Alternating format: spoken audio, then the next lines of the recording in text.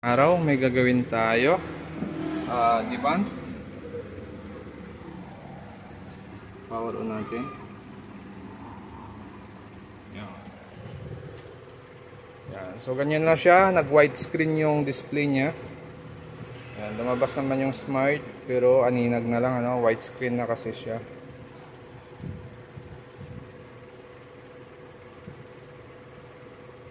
Yan, white lang siya. Okay, so may nakalagay dito. No signal. Yun, nawawala pero white yung display talaga niya.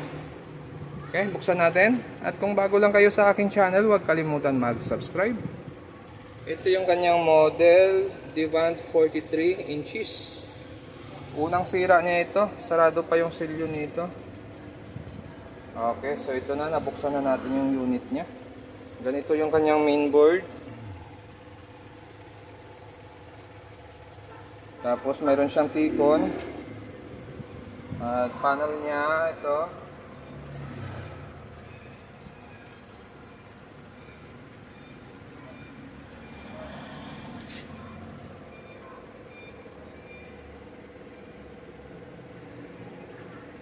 So may mga resistor dito, ano? Mga resistor dyan. Wala na. Okay, so bali ganito yung kanyang T-con na gamit. Tapos okay naman, no? Okay naman siya. Ang problema pagdating dito sa kabila, makikita nyo rito, nagkaroon siya ng umido. Kinakalawang. At dito kinakalawang din, no? So maaaring ito yung dahilan kaya nagkaroon siya ng widescreen. Pati dito mayroon din, no? Pati dito. So umido ang naging problema nito. So gagawin natin, papalitan natin ng T-con. Titingnan natin kung magno-normal agad dito. Kasi parang nakita natin ito lang ang nagkaroon ng problema sa kanya, no? Hanap lang ako ng T-con. Okay, so ito may nahanap tayo. Ito magkaparehas sila, no? Pagdating dito sa signal, yan, dito sa mga clock signal natin, ay parehas sila. Same na same. Tingnan natin yung number dito sa likod. Ito, 43. Yan yung number niya, nasa likod siya. Okay, tanggalin natin yung original. Okay, so ito yung original natin. Yan yung number niya. Ito yung sa atin, yung sa likod. So parehas naman, ano? Parehas sila. Okay, so try natin kung yan lang ang sira niya.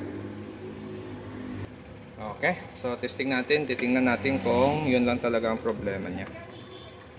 Saksak ko lang siya. Tapos power on natin. Yes. Yun, nakasulong siya. Tingnan natin. Wala. Yun. Yun lang nga, oh. T-con lang talaga ang problema niya. Okay na yung display nito, oh. So, yun lang talaga ang problema niya. Dahil sa nagkaroon ng umido yung T-con niya. So, try natin linisin. Titingnan natin kung makuha sa linis. Pag hindi naman, yun na yung sa atin ang ikakabit natin. So ito na, bali final test na natin to. Yan. Okay na. Yan. Okay na yung display niya. Yan. Okay na siya. Okay, so yan, no? Okay na yung unit niya.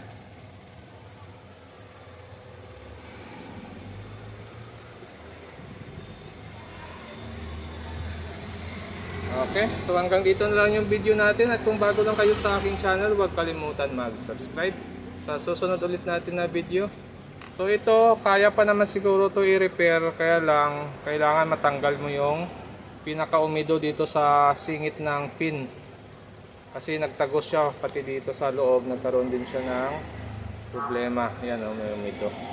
So mas maganda dito, papalitan mo na yung buong pin na ito. Kasi pag hindi napalitan yan, Pag nilinis mo lang yan, yung loob kasi hindi naman malinis, magkakaroon na ulit ng umido, pwedeng mag-shutdown ulit yung unit. So magbabakyab lang ulit siya. So may available naman tayo. Nagpalit na lang tayo ng isang buo na. So okay na siya. Okay.